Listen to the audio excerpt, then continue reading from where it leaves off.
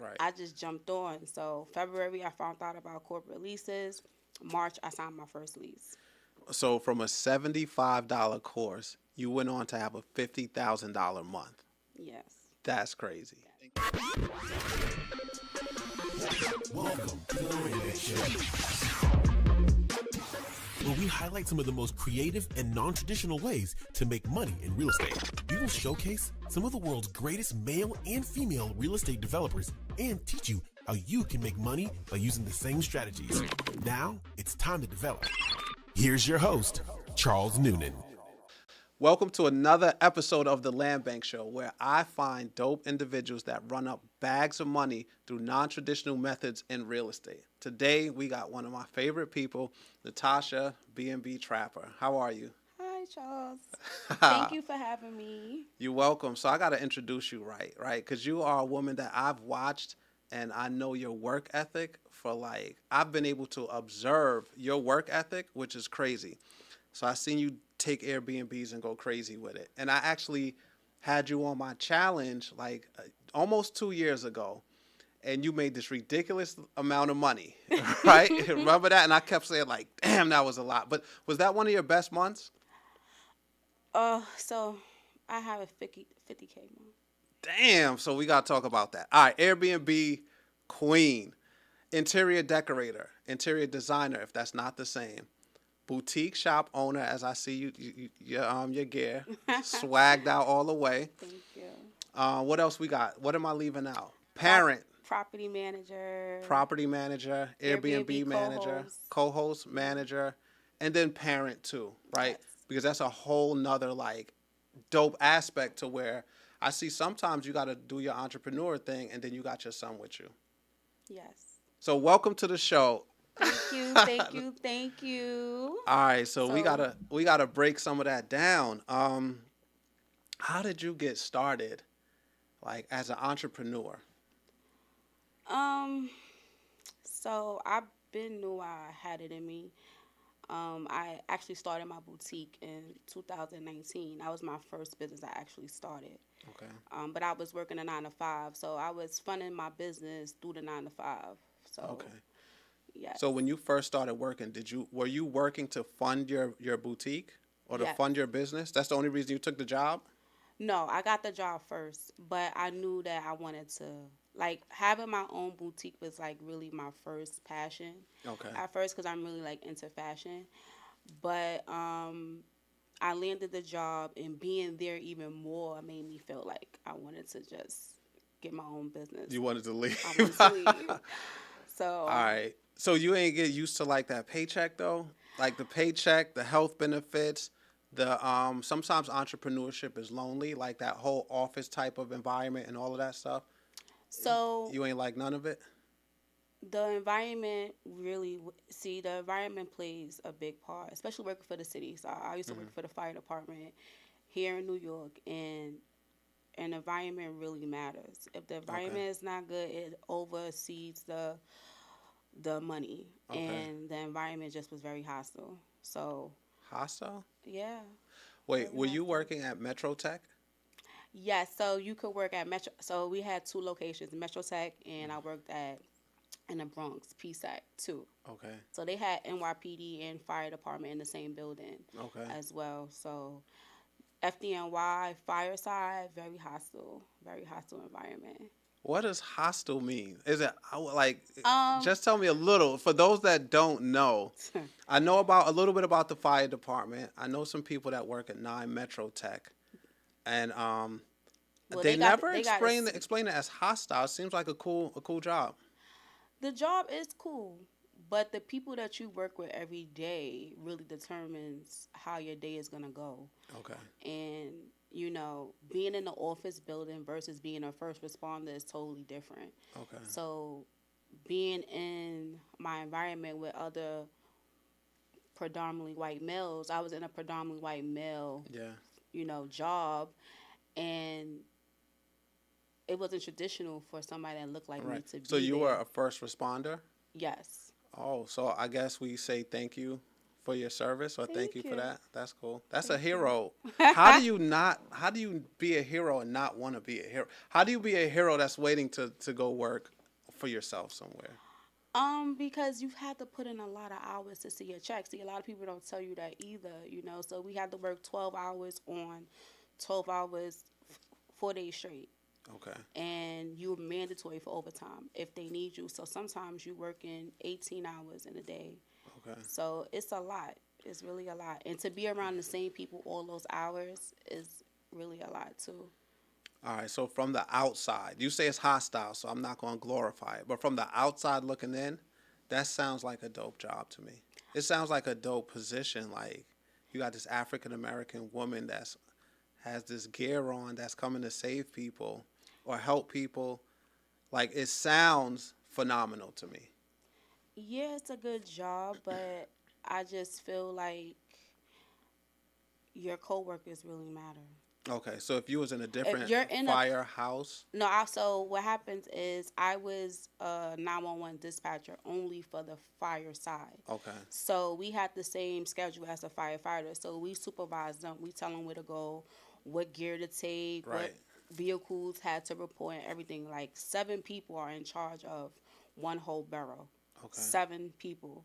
So it's like you had all of that on top of working with these same people for all these hours. Then you have different boroughs that's working the same time as you. So that's seven okay. boroughs and 7 people with other boroughs in the same environment. And I'm saying hostile, like cursing at you, Oh, yelling at you in your face, like that type all of right, environment. cool. So yeah, I get it.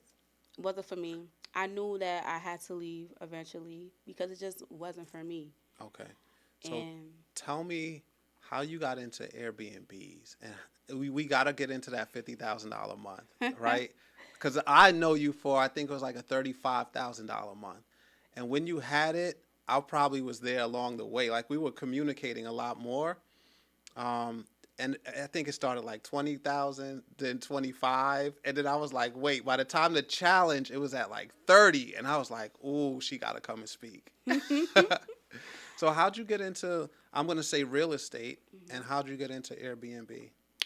so the fire department fired me back in October 2020. I was 8 months pregnant, about to have my son. So my boutique was open at that time too. So when they Okay, fired me, I was just selling my furs during the winter, okay, and that really helped me from October until March. But fast forward, wait, we wind to February, I actually heard about corporate leases. So I was kind of interested on how to get involved. I just knew that you just needed a LLC and you could rent other people apartments or okay. homes and make money and put them on Airbnb. So I bought a little course, $75. It didn't really tell you too much. It just told you like what you needed to get started. So my business was already fully structured. I already had a business credit score Okay. anyway for my business. So when I seen that that's all I needed was to just get in and just have first month's rent security, Right. I just jumped on. So February I found out about corporate leases. March I signed my first lease. So from a $75 course, you went on to have a $50,000 month. Yes. That's crazy. Yes. I love it. Now, you and I just talked earlier about how we met, and we met through you purchasing the Hacking Landbank Properties ebook. Yes. Yes. So I had already had my Airbnb already. I had 2 at the time. And I just kept seeing your freaking ad pop Yeah, up on Instagram, it was like calling you. properties for less than $1,000. Property for I said properties for $1,000. Hold on, let me see what that's about. So I went, I purchased the ebook, but when I purchased it, I didn't see it in my email. So Right. I sent you a DM and you actually responded like but by Yeah. the time you responded, I already had found it in my email. Did you like go off in my DM like some people do? No. I was I just like paid for the ebook and I ain't see it. I hate when people do this, and I'm like, did you check that's your how they be spam? coming at you. Sometimes when people don't get their ebook, they think you robbed them. Scam They them. think you scammed Yeah, them. They're like, I yeah. paid for this. This is why I don't do business with such and such people. I get it. I want my $7 back. And I'm like, And I'm And like, they got it for $7. I paid 47. Charles don't remember that, but it was 47. 47. I Yes. think you got a course and I think you got like a 10-step I course gotta in it. I look don't into know. it. I don't know. Either way, I Good book. oh, I thank don't you. have the hardback version though. So you no, you could not have paid. I would break a record if I sold a $47 ebook, Yeah, like I ebook. purchased it. Yeah, I'm the goat. I am the goat of digital products. I sold a $47 it was ebook. worth it too. Thank you. I gotta change my price then. I don't remember. So I just started, by Bring it the back to way. 47. When we met, I just started. 47 was still affordable for all the information that was in it. Dope. I don't regret Yeah, buying it. right. 47. But you just spent 75 and got a whole business model. So 47, if you get one land bank where you could Generic go business buy. model, but it was still it was something that helped me get my foot in the door. I didn't know what I was doing, to tell you the truth. I'm gonna tell you right now, it's your mindset. I could tell. Some people think about, and I listened to this on a podcast, not a podcast, an ebook yesterday, and they were saying rich people just want opportunities. Poor people want guarantees. I gotta say, I think it was Myron Golden. Myron Golden said, poor people want guarantees, rich people just want opportunities.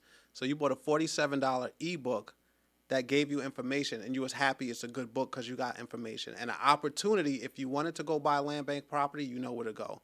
$75 course, gave you no guarantee, but it gave you an opportunity. And that's a rich mindset that you have because you're seeing, not saying, oh, I paid for this book, I should have a whole business and a how-to of every step of the way. You're like, oh, I got an opportunity. I just learned 2 nuggets and it turned into so much for you. It did. I really feel like it's important. A lot of people feel like if they buy something, if it's not valuable to them, they want to say, "Oh, the course didn't work." No, you didn't work. If you don't work, it ain't gonna get done. That happens. So it's like you have to take the information and apply it. And I think that's where a lot of people fall short. They just expect to. They think it's easy. They don't want to put Yeah. in the work. They just want to. They think it's 1, 2, 3. No, you got to actually take the steps and do what needs to be done. I gave you the map. Yeah. And also, too, what I find, like, I got 20 years of real estate experience. Even though I give people, like, all the steps to be successful, sometimes I feel people want to jump to my level in, like, a year. And I'm like, this course, this book, this mentorship got 20 years of real estate experience in it. You're not going to get to 350 properties in, like, 1 year. I want you to get one. I want you to cash flow it.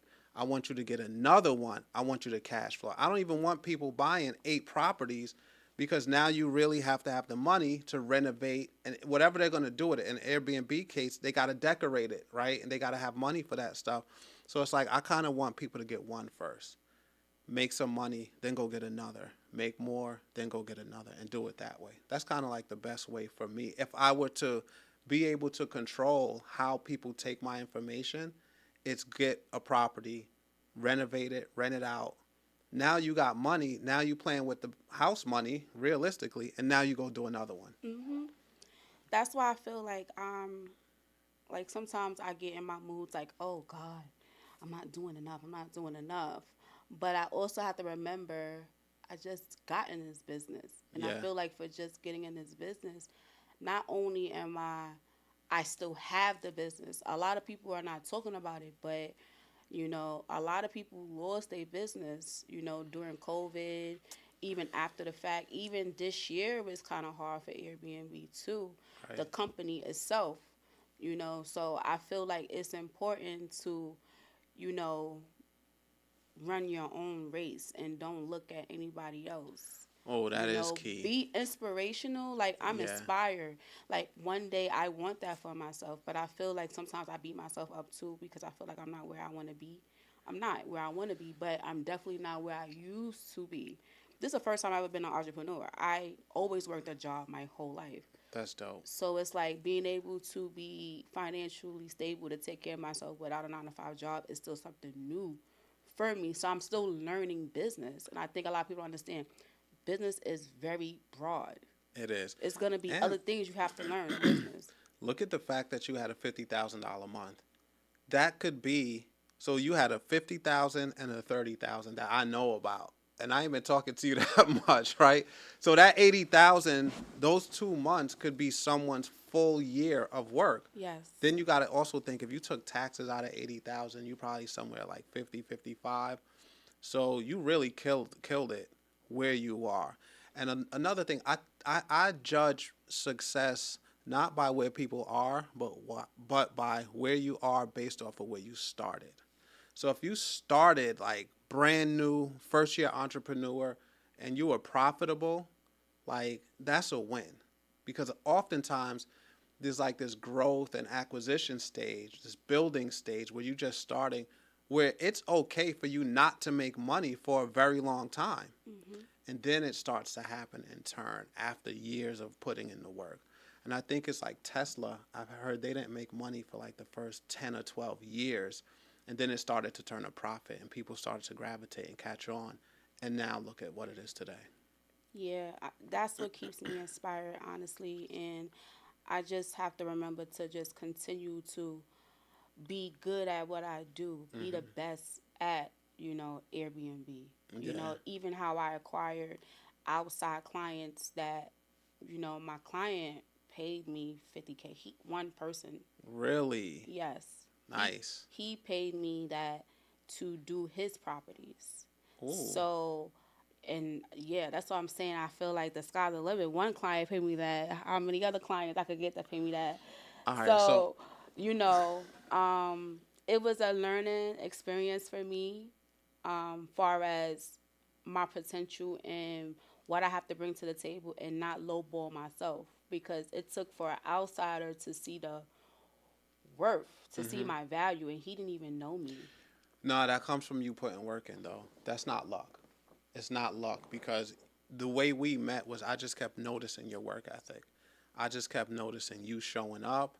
I kept noticing like you in your Airbnbs, you just working. And I was like, I kind of got to surround myself with people like that because I want to get some of that work ethic too. I want people around me. Like you said, sometimes you might work until 5 a.m. You might be doing whatever you're doing. I need those type of people around me to be normal. So when it's time for me to get up or something in my mind wakes me up at 5, I need to be like, all right, I'm going to get up and get after it today and knock a whole bunch of stuff out before 8 a.m. If you're not in that environment and you're in an environment where people sleep till 8:26, the latest that they could sleep, and then they run and go to work, get ready and go to work, it could be normal when you wake up at 5, you just go back to sleep until 8. Or you press snooze and snooze and snooze, and you really don't get as much done.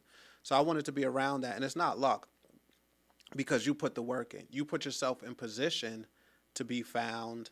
People saw your work and was like, hey, I'm going to pay her to do what she's doing for herself, for me too. And you know what's so funny? He never seen my work. No? Somebody else referred me to him. So they seen, and they were actually my competitor. Mm-hmm. So it's another Airbnb host. We have rentals in the same community. So I'm very big on knowing who your competition is, where Right. you're at, So I hear you talking about the homework, like the research that got goes to. behind it. Very important. All right, so we got to uncover, we You got to can't talk about just open something. up an Airbnb anywhere, and that's where a lot of people fall short too. Me personally, right? I never got into Airbnb. Although I wanted to, I learned, I watched, I observed. I liked the model. I heard about the waves of $30,000, $40,000, $50,000, $60,000 months. I didn't have the bandwidth, the capacity from a team perspective to get into it. Now I'm hearing everything bad about it. I'm hearing it's flopping. People got to sell. People losing money on their investments. Like, I'm hearing everything negative about it.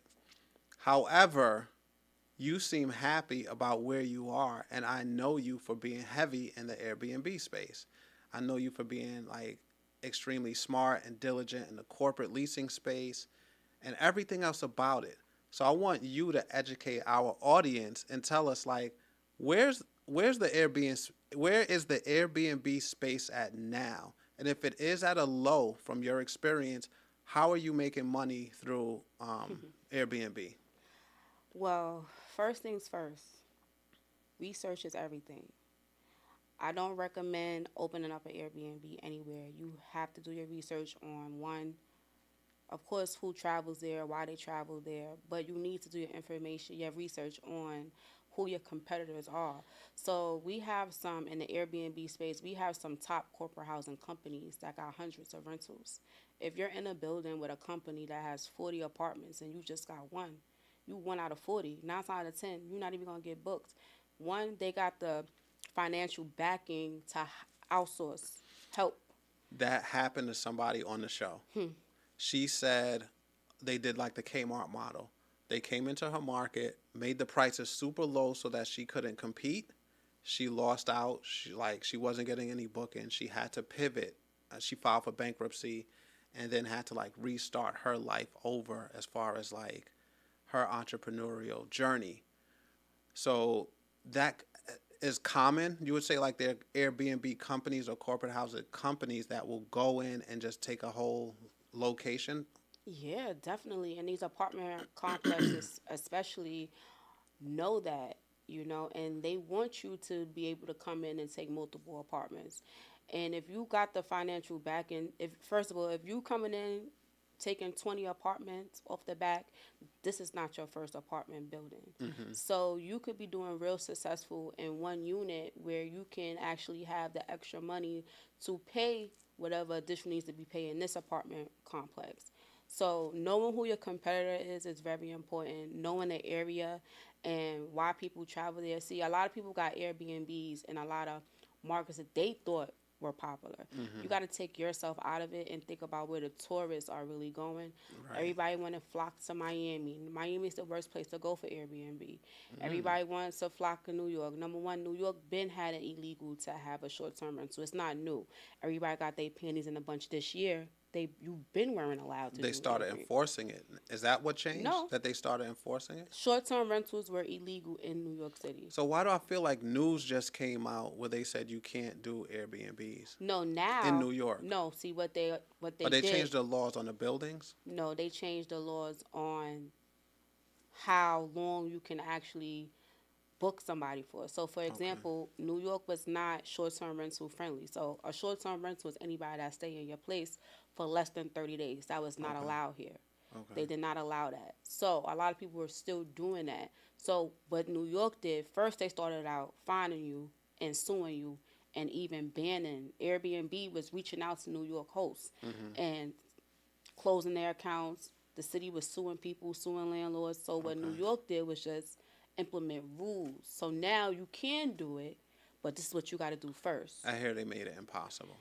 You got to stay there with They want you to live there. It's a lot of things that they do want, but now they giving you the opportunity to do it though. Before you couldn't do it. You was just doing what you wanted to do.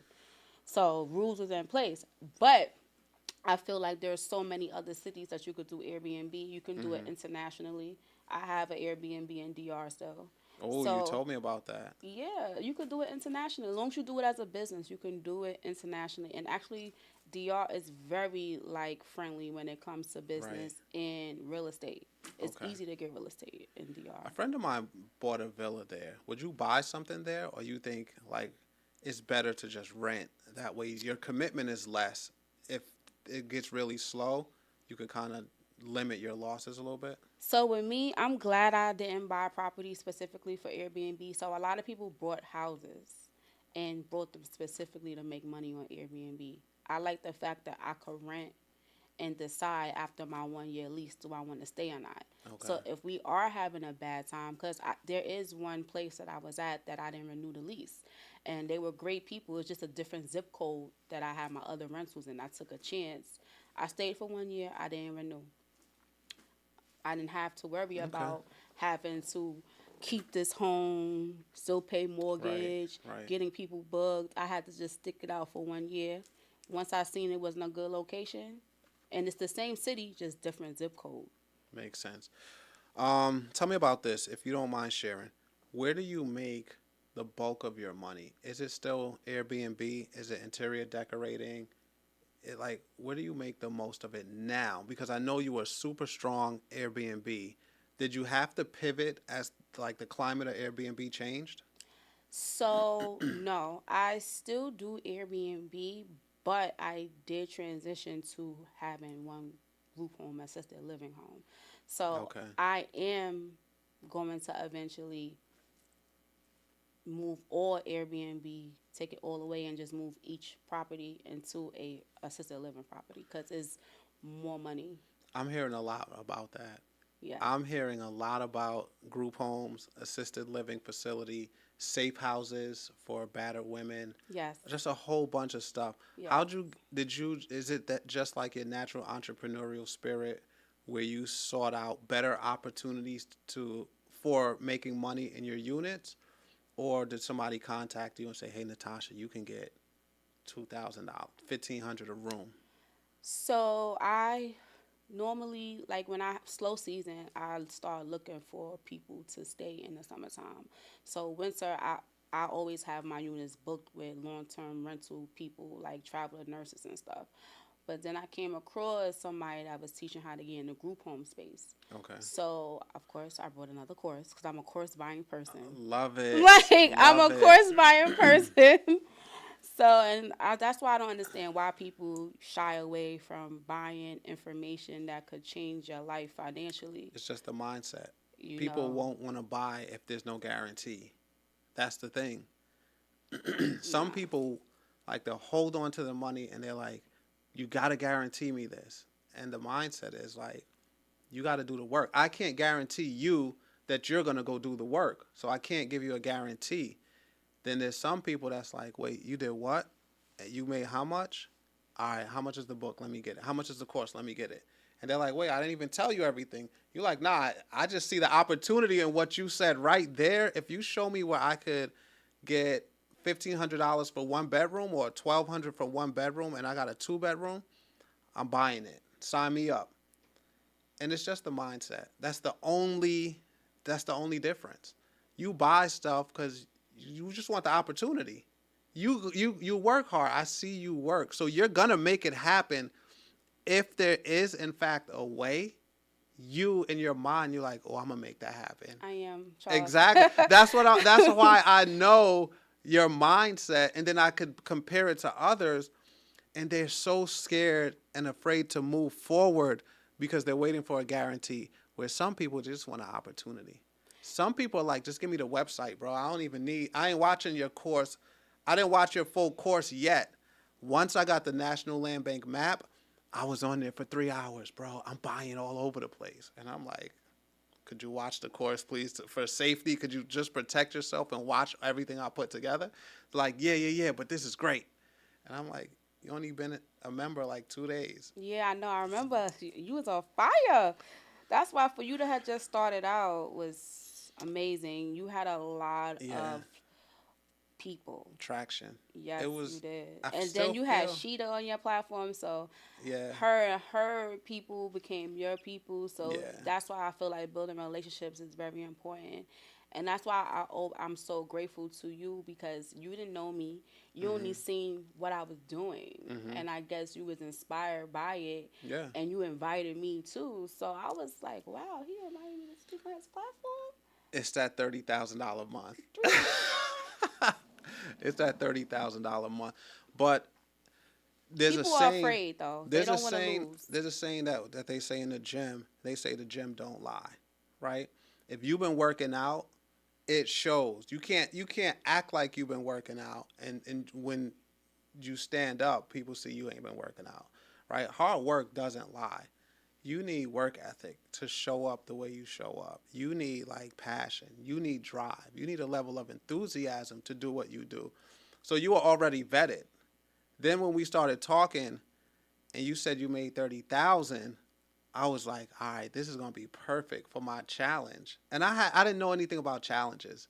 I did a 3-day challenge. You spoke, and I think it was Sheeta, and then I had a guy who bought a land bank property and sold it and quit his job and fired his boss. Remember that guy spoke? Yes. Yeah. He had like 7 land banks or something Yeah, like that. yeah, he's up to 10 now. Oh wow. It's I gotta crazy. give me one of those too. I Well, am. you got you got the book, you got the course, you got me, and we just be doing some wild, crazy stuff in the real estate space. So, whenever you want to jump in, I got you. Yes, thank I you. got you. I got you. I I really got you. appreciate it. And you already know whatever I learn. I know.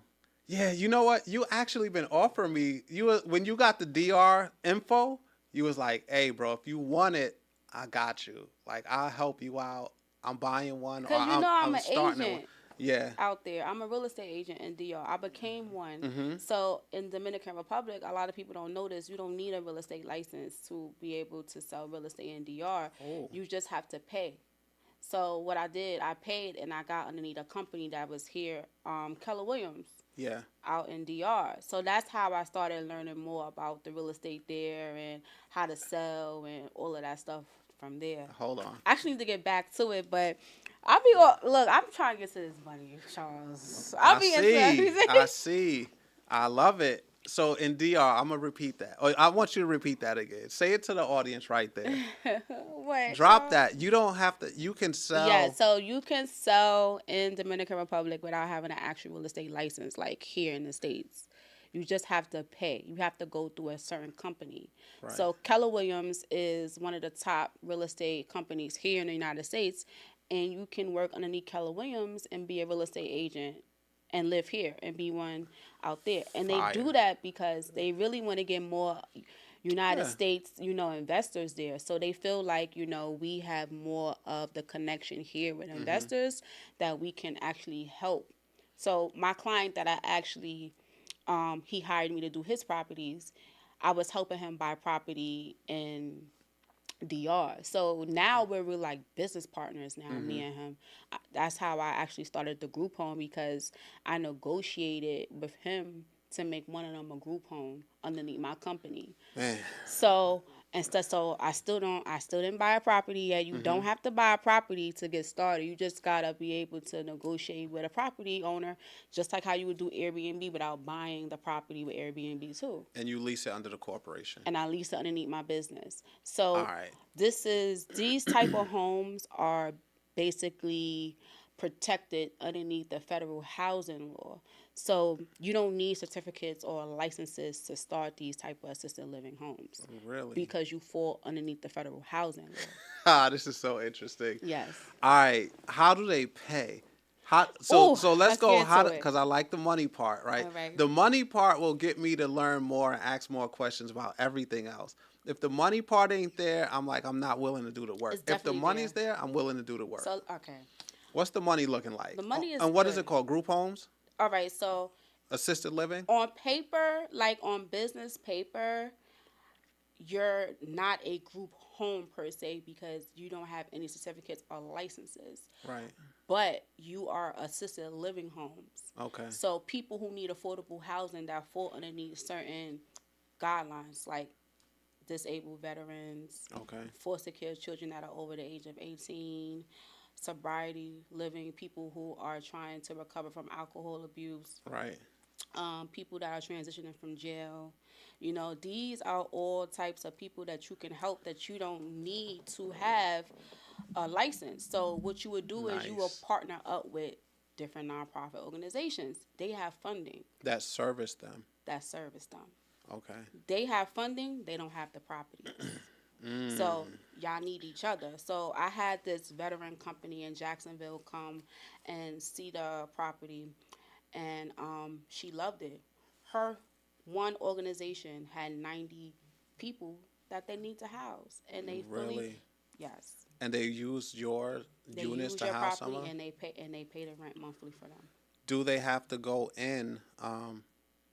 Are you just renting the whole unit to them? Yeah, Are you so renting rooms, shared beds? living. How does it work? Shared living.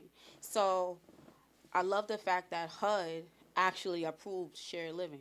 Okay. So HUD allows it now. They'll This pay is you. good. We Yes. getting good. HUD will pay for shared living now. So you can get paid $600 to $1,000 per bed. So if you have Through HUD? through different organizations, Oh, depending on. HUD pays the nonprofit organization. No, HUD would pay you. That's just one Okay. agency paying you. So that's one outlet. So anybody that's watching, if you want to get started, you can actually accept people who have HUD, and whoever your tenants are have to be okay with shared living. As long as they're okay with shared living, HUD would still pay for that because it's such a crisis of affordable housing Right. that they're willing to do this. Believe it or not, there's a lot of people that need homes, and I feel like COVID should have taught people about rent and how to rent to people, because when COVID happened and people stopped paying their rent, the government was still paying rents. Of course. And I think a lot of people have a stigma on people who have Section 8 and different type of vouchers and stuff like that. But you can still vet your people. So I always knew I wanted to start a group home, assisted living home, because I used to live in a group home. A lot of people don't know that. Really? Yes, a lot of people don't know that about me. But All right, we're going to get to that. You're going to break that down. But first, right? First, how do you get these programs? You just partner with a Network. nonprofit organization. That's it. You So gotta what get I out did and was, do the work. I'm gonna just say what I did. So what I did was, I hired a virtual assistant. I gave. That's fire. Go ahead. So I hired a virtual assistant, and I gave her key terms to actually search, like caseworkers, social workers in that city where I was at, homelessness, nonprofits for homelessness, everything. So she put those key terms into the yellow pages online, and now you got a list of organizations right You in know I'm front doing of you. this, right? That's what I'm we here telling for. you right now. That's what we're here for. I'm doing this Do it. for the entire Landbank team. Do it.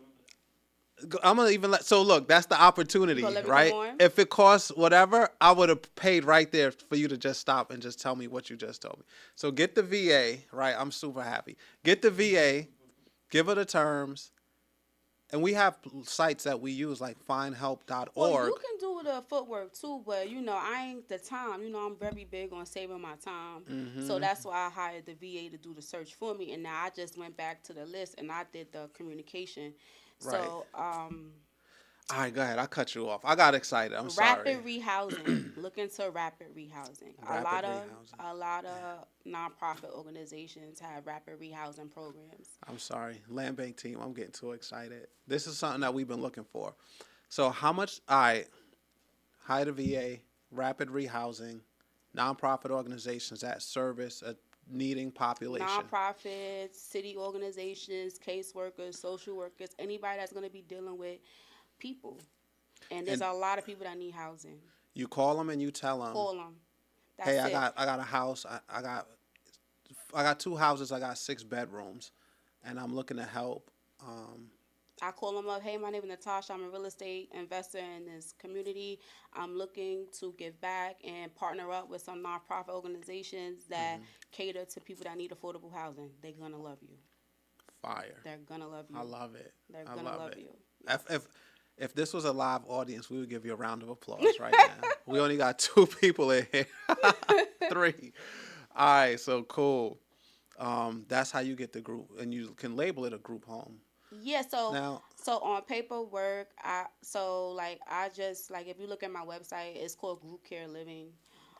So I provide assisted living, and I just have the certain categories of people that I actually help. And another way that you can actually partner up with disabled veterans too. A lot of them don't have caseworkers and stuff, but they do get disability. And there's a way that you can be a payee. So if you become their payee, now the check will automatically come to you because now you're the payee. And a lot of them just want a place to live. how many people can you put in a room, or have you put in a room? 2 people. I will put. It depends on the size of the bedroom, but you will want to put at least 2 beds in a room. 2. You make it nice. Make it nice everything. And how much can you collect and rent? Like, what's the most that you have seen people pay for rent for a bed? So I know this one couple who also is in the same program that I was in that wrote the course. They from Virginia, and they partnered up with a foster care agency, and they just made a contract with them, and the foster care agency just pays them monthly for their home. They already come with their own staff, the everything already. All they needed was the property, so they contracted through the the homeowner and did it that way. I'm waiting for the how much So it depends. You could get 5,000, 10,000. for like a 3-bedroom house. And if you do the certifications where you're dealing with disabled people, because that's another option too. So you get paid even more money a month when you're Okay. dealing with disabled people too. And you But just outsource help. So for example, if you needed a nurse to give them medication, you would just outsource a nurse and just pay them to do that. at the very least, though, you can go to VA, you go to nonprofit partnership route. You can get people into to rent your place, buy the room, 2 beds in a room. Give me average rent for a bed. Average rent for a person. So for the low, if you want to do 600 per bed, so that's 600 times how many beds and rooms. For the high, $1,000. So you're still making above traditional rent than a Of tenant course. paying you. Yeah. So that's 1,200, 24, 36. And then if you have multiple properties, that's your cash flow you make it every month. And then if you got a Landbank property where you only paid $2,000 for it, you're killing it. And some organizations will even pay you extra because they're fully furnished. So if you Oh. have them fully furnished, that means that their clients don't have to pay for furniture and stuff. So you'll get more money too. Nice. All right. I love it. I love it. I love it. I love it. All right. We're going to talk more about how it goes higher and how you can get more entrenched in that. But I didn't know you were you ever stayed or lived in a group home. Tell me about that. Like, what was that? When was that? What was it like? And when did it change? And how did it change? So I grew up in foster care. Me and my siblings got separated from my mom when I was like 13, and went into the system. And I aged out when I was 21. So I went from foster care group home, Now that you're older, does it mean something to you to be able to help people or to be in a position to help people and say, all right, foster kids, it's bad enough you're in the foster system, if that's even the right term, but I'm going to make sure, like, y'all got a dope place to stay. Like, you, as best as I can make it with your current situations, I'm going to do that. When you got in a position to do that, did that make you feel like... That's why I really started it. I always wanted to do it. I just didn't know how to do it. And I actually reached out to a foster care agency back in Jacksonville, Florida, to partner up with them. And when the children are 18 and over, you don't need certifications or licenses. Right. So that's the route I really am taking. Because Nice. I really want to make a difference in that way. It's either veterans or foster care. Man, so from a passion perspective, I love it. From a purpose perspective, I love it. And then there's some profit in it too that I love. Having a place though with 18, 19, 20-year-olds, I think that place is going to be crazy. No. I'm going to hire an operational manager. And put maybe some rules around it, at least Yes. some sort of guidelines around it. Yes. So what I would do was, of course, cameras front, back, but I'll put a camera in the like living space area, living room, not the bedrooms. You're not allowed to do that, but the living room, kitchen maybe, and just have some rules in place and have a operational manager.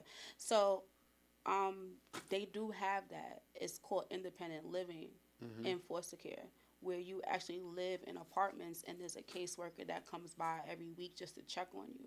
Right. So they do have that option. So this would be considered an independent living home. Dope. And I know when you do it, it's going to be dope. Yeah. Because you got like the insight and you made it. So you're going to have so much stuff attached to it. I see you being part of people's lives from a foster care or foster home perspective, assisted living or independent living perspective. But I see you impacting people so much further than that. Like I see you really getting to know them, building relationships with them, and helping them become entrepreneurs too. Yes. I'm not putting that on you. No, I'm just that's saying really I what I think wanna that's do. what I think that's what's gonna happen. That's how I feel. I love the whole teaching. Even before I became an Airbnb coach, And before I got into Airbnb, I was heavy into learning about credit, how Yeah. to do certain things in credit, and I would just share the information on my page Yeah. and just tell people about it, I you do a know, lot of that too. without me even coaching. So Yeah. I know that coaching is definitely in me. So I love it. I love it. I love it. All right. So we gotta tell me everything that you do as far as coaching, and tell me how people can find you, because your story is phenomenal. thank you. And I knew there was something burning inside of you that gave you like that work ethic. Some people you could tell, and they say this a lot on the internet. They say that person got that dog in them, right? They say, I know he got that dog in him. And then you see people go about their businesses in a different way. You see ads that you just keep seeing over and over, or you see people posting every day. You see people just in motion, and then you see some that are not. And you could tell there's like the why is different, Hmm. right? You could almost tell who has a safety net and who doesn't have a safety net. You could almost tell who got like something to fall back on based on how they present themselves. And then you could tell people that there's nothing else. Like, this is working, or it's going to work, or I got to make it work, or I'm going to force it to work, or we going to force it to work, or I'm going to figure it out. And I always saw that in you, like, I'm going to make this happen. I'm sharing it. I'm showing it. Y'all could jump on the journey if you want to. Y'all could not. I'm still going to be paint rolling my ear. Be like, I'm still going to be running the bag up. But I want to help y'all and give y'all this information. Hmm. So tell me everything you got going on and how people find you. So I was really trying to take a step back, honestly, from coaching Airbnb. I still Okay. have clients that I do coach. And the reason why I just want to take a step back from it is because now that I found a different way to make more money Mm-hmm. with the same way that you would get a rental on Airbnb. I would rather show people how to do the next level. Yeah. I feel like I'm known for Airbnb, and that's fine. But I still share information to keep people successful in business, because a lot of people have lost their properties and they just Right. not speaking about it. But for me to still be in the game, I feel like it's a lot of stuff I could teach people how to stay in business. Mm-hmm. But I do have a coaching program. I do have a course where you can actually buy the course. You learn everything of how to start the business from scratch with no knowledge, to how to stay in business and how to do real research, how to find your numbers correctly, all of Mm-hmm. that stuff. And yeah, it's there, but I really want to take a step back, honestly, Okay. and because finding a client that paid me that amount of money, I just feel like there's so much more I could be doing Mm-hmm. with clients Yeah. that have the financial backing, you know. And I just feel like you're not supposed to always stay on the same level. I feel like I started out Mm-hmm. this way, but I Yeah. don't want to end it this way. So we do land. Deed Day you thought was properties, but it's land. We started out Yes. Landbank properties, then we grew into land. Now we're growing into. I have a software, tax deed research, where you could actually find tax deeds, land bank properties all over the country in any county. So there's definitely growth. One thing people don't understand too is that it's hard to teach and coach and do In at your the same business, time. it is. It's a lot. So I like it so much though. I love it too, because that's just like I like teaching especially my people, Hmm. how to come into the game and make money non-traditionally, and Yep. people that you may think you need so much, you just need the information. But I like doing it. That's why I still have the course available. But you see, I don't really post my course and mentorship program like Right. that on my page, but I do post Yeah. You information. be posting your work still. I Yeah. be seeing you working. So that's good. All right, give me your Instagram. Guided by Natasha Okay. on Instagram, spelled out. You got a website? Yes, so I have a Calendly Linktree website and my Instagram page and my group home. group care website is groupcareliving.com. Okay. This is such a deep story. You have to teach. And here's what I find about teaching, right? I want you to increase your teaching a little bit just because there's people that need it. One, people need your confidence, right? There's people that I find when people buy from me is my confidence.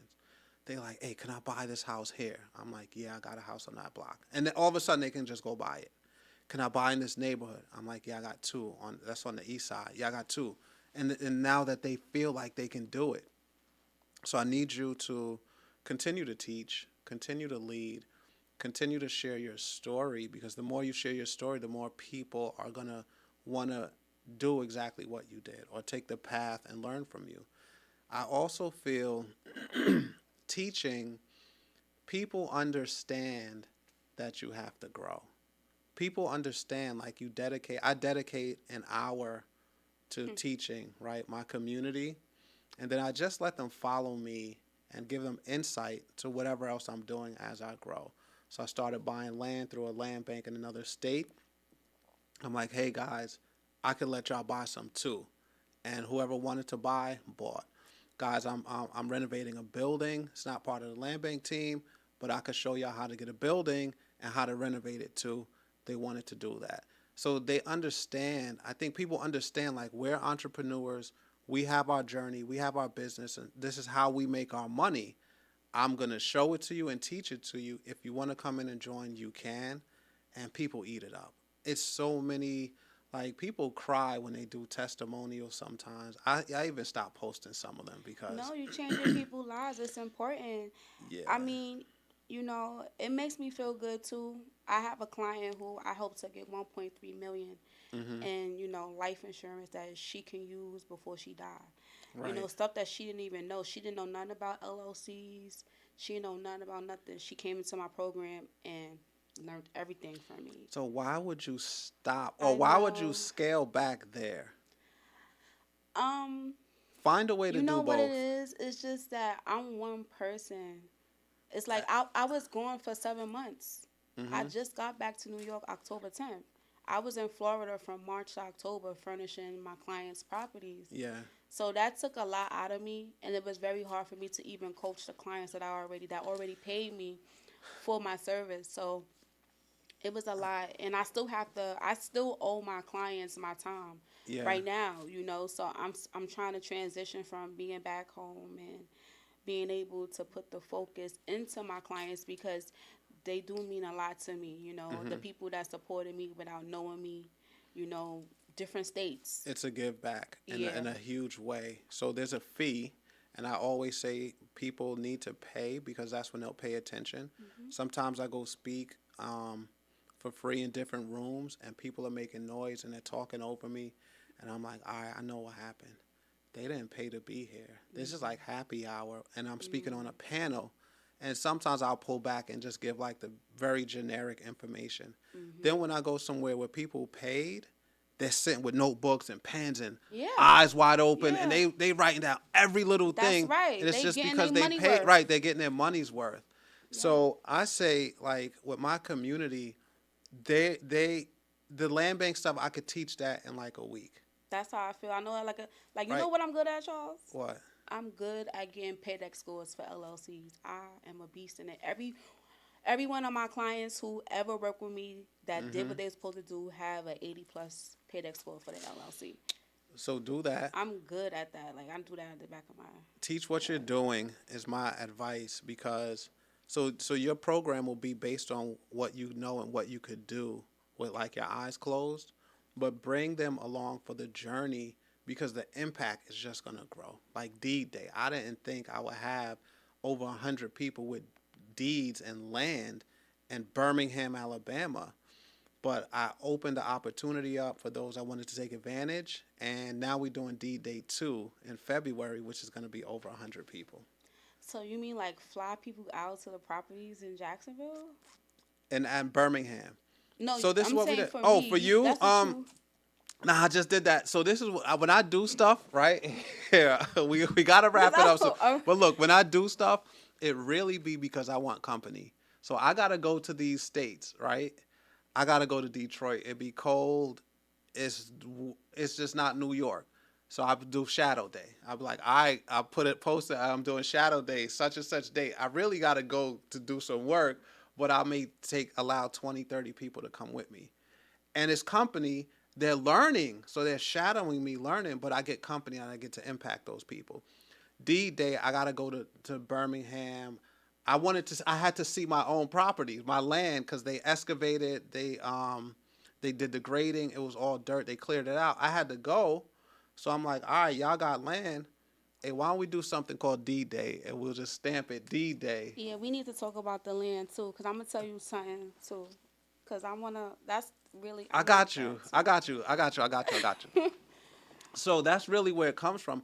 But there's people that need this information. Mhm. They need it. They want to know about group homes. They want to know about interior design, interior decorating.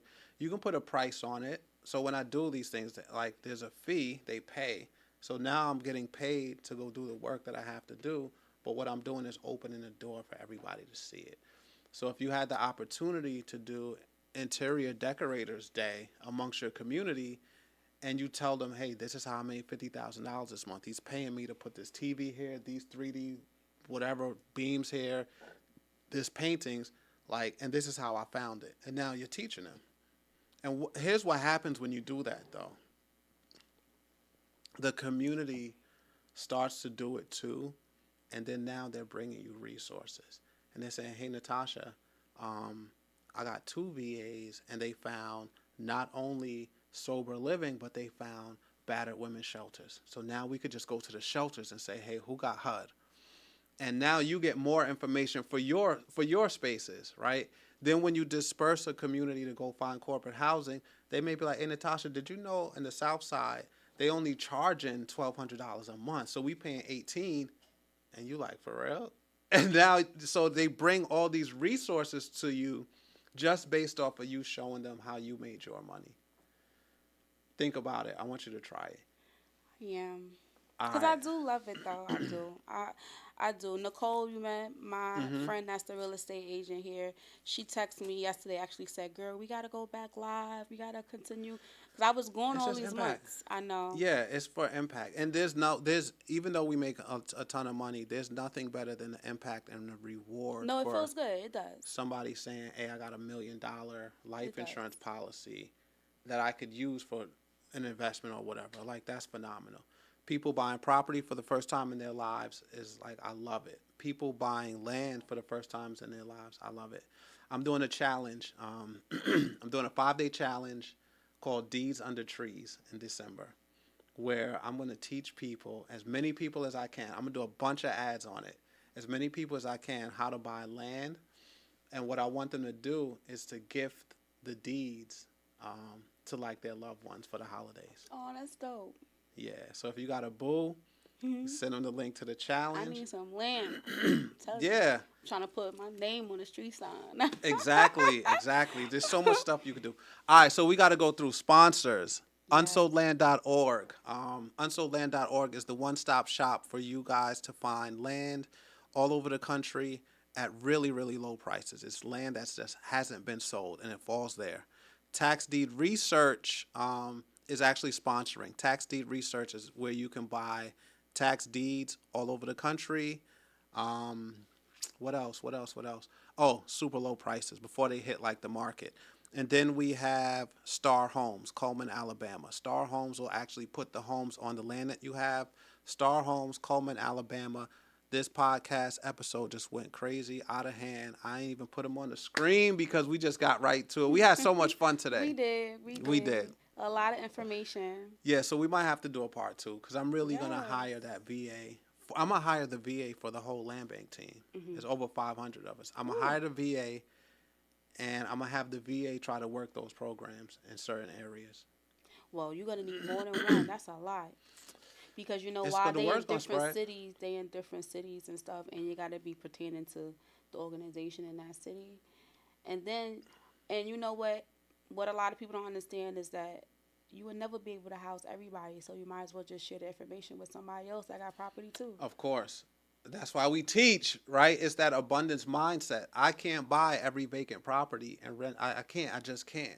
So I'd rather share it and have neighbors where my stuff is. And then you know what it does. All right. So look, we're going to wrap up the episode. Another dope episode of the Landbank Show. Like, subscribe, comment. You guys that are listening on Spotify, leave a rating. Apple Music, leave a rating. And YouTube, hit that like button. Until next episode, we out, and thank you. Thank you. Thank you for listening to The Landbank Show with Charles Noonan.